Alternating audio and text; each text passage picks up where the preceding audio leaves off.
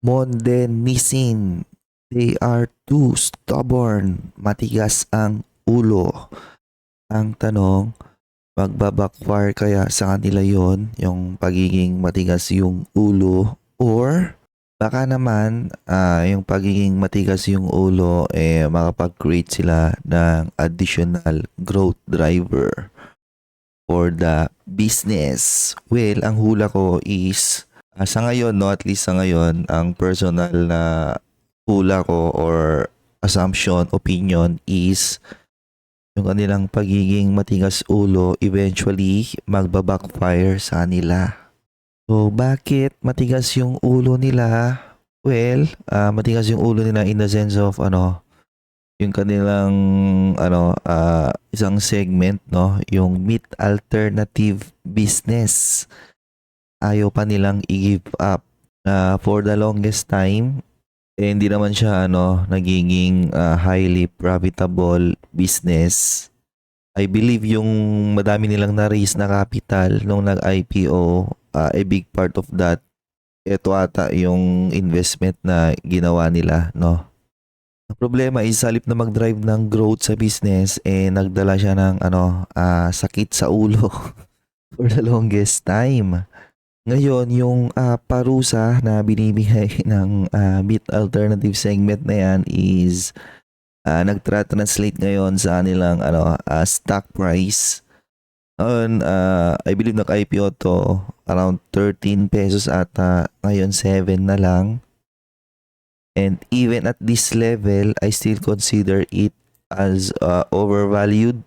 I think based on my personal analysis, mas magko-correct pa to. So sa ngayon, medyo nagko-consolidate siya, pero pag nag-report ulit to ng nag-report na kanilang mga financial report na wala namang napapala sa kanilang meat alternative segment, pero possible pa tong i-trade down. And speaking of fundamentals and valuation analysis, I do a lot of it on my Patreon platform. Check the pinned comment. So balik tayo rito, no, yung kanilang investment on meat alternative business. Ako, nagbasa-basa na ako about yan dati. And gumawa ako ng konti or simple research, and yung meat alternative industry talaga, hindi pa siya ganon ka-welcome sa madaming tao, or hindi pa siya ganon kapatok sa madaming consumer. Kasi meat alternative, parang ang pinopromote mo dyan is healthy living, di ba? Yung sinasabi ng iba, kung healthy living lang pala, di ba, ba't di na lang kumain ng, ng gulay, ganon? Gawa ko ng sarili kong vegetable diet, ganon. Or yung sinasabi naman iba is healthy living lang pala di mag-exercise na lang ako, di ba? Matipid pa ako. So parang meat alternative, ito yung bagong trend ng mga food product ng kinikater is yung mga health enthusiast. Ang problema sa mga itong klase ng product, number one is yung pricing, di ba? Itong core na to, malabo to mabenta sa Pilipinas.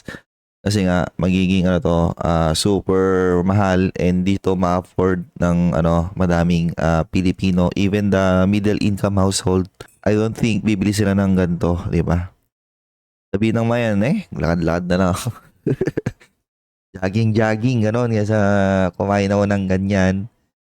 And second is the taste, di ba? Madami sa mga meat alternative product, di talaga maganda yung kanilang or hindi talaga pasok sa panlasa ng madaming consumer. So halos lahat ng sikat na meat alternative ibang bansa ay talagang nagkaroon ng struggle converting revenues into profit, di ba?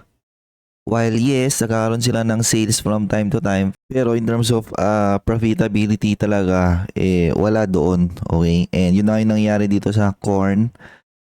For the longest time, lagi siyang nagre-report ng losses. Na syempre, nakapekto yun sa overall performance ng Monde. So here's Monde Nisin na nag-report na nilang latest quarter. And the revenues still going up kasi may malakas to na yung kanyang branded food segment, di ba?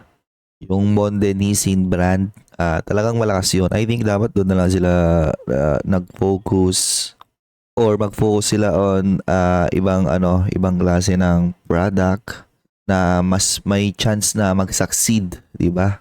Kasi recently, nag-grocery ako, may para akong nakitang product nila, no? Yung coconut, yung gata, parang similar sa pinoproduce ng CNPF na Coco Mama. And nung binili ko yun, hindi ko nagustuhan, okay? So, malayong malayo sa product ng CNPF. Pero, kung doon sana sila nagfo-focus, di ba? I think mas may chance pa yun na eventually mag-improve and lumaban kesa sa meat alternative, di ba? And since nag-struggle yung corn in previous years or since in-acquire nila yan, puro losses yung ginagawa niya. Itong business na to, gumawa siya ng tinatawag na guarantee asset para maprotektahan yung subsidiary nila na yon. Pero kung mag-continue na mag-suffer ng malaking losses to, na sa ngayon I think yun yung pupuntahan niya, yun yung personal opinion ko.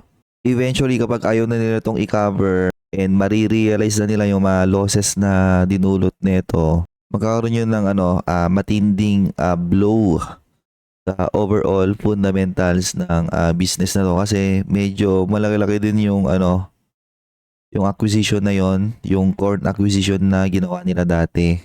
Kaya nga hanggat maaga pa lang, dapat feeling ko gini-give up na nila yan eh. Kaya inaantay pa nilang lumobo ng lumobo yung sakit sa ulo na dinudulot niyan.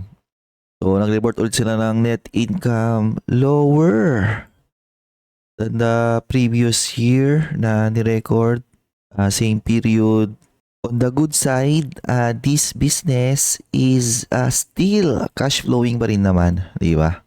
And medyo malinis or gusto ko yung balance sheet nito compared to some other companies on the similar sector or industry.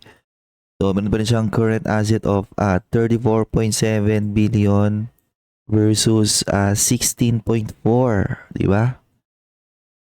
And only total liabilities of 23 versus 34. So, maganda. Ngayon, ito yung corn business nila, no? Under siya ng MNUKL. Puro meat alternative, ek.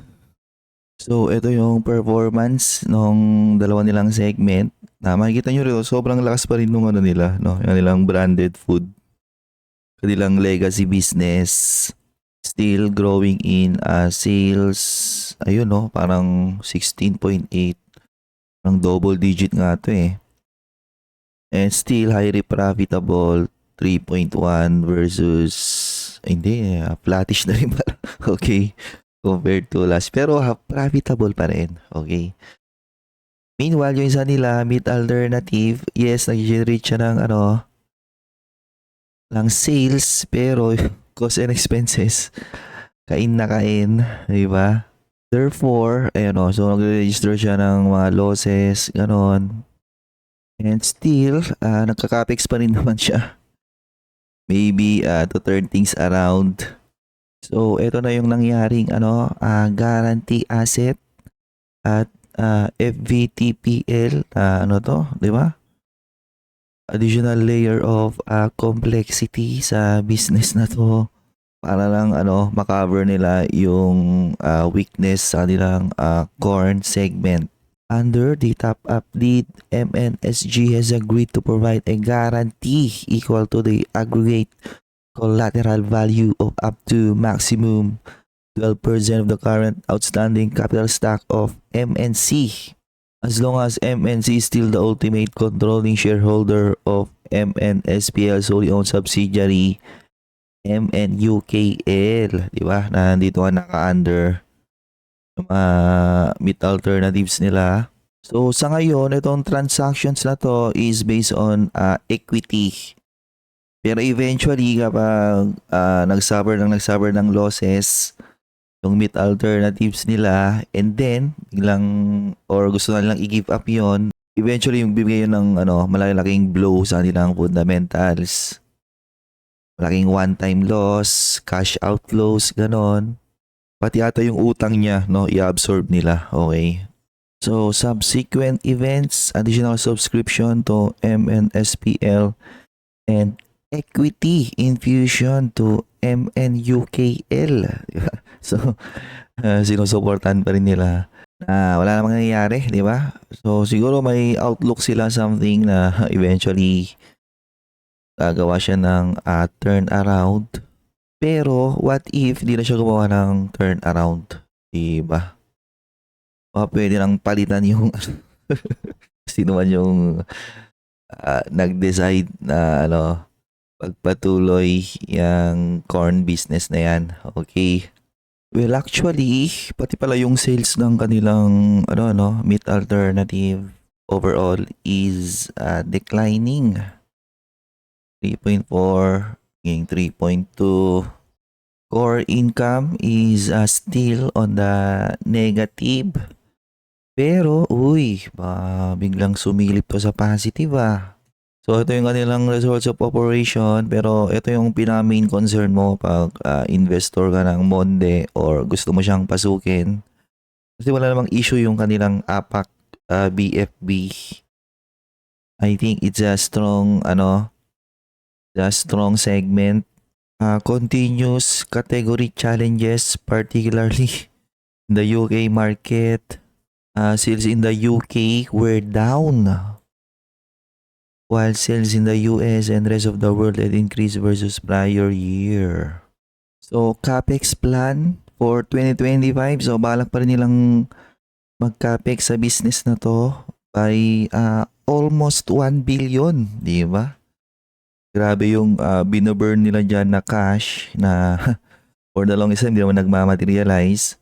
Anyways, I think para sa akin na hindi ko pa to hawak, no? Favorable siya sa akin eh. Bakit?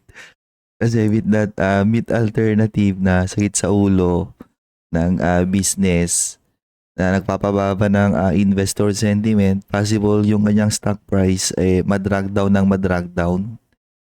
And then eventually hanggang sa isuko nila yon and ang matitira na lang is yung kanilang kanilang branded food na business.